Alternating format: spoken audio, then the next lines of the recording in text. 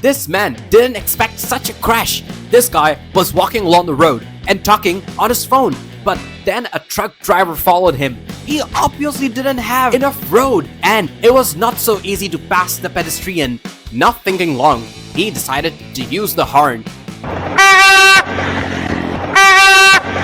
The guy was shocked and did not even realize what had happened. Then he instantly decided to get revenge. If you like the reaction, make sure you follow.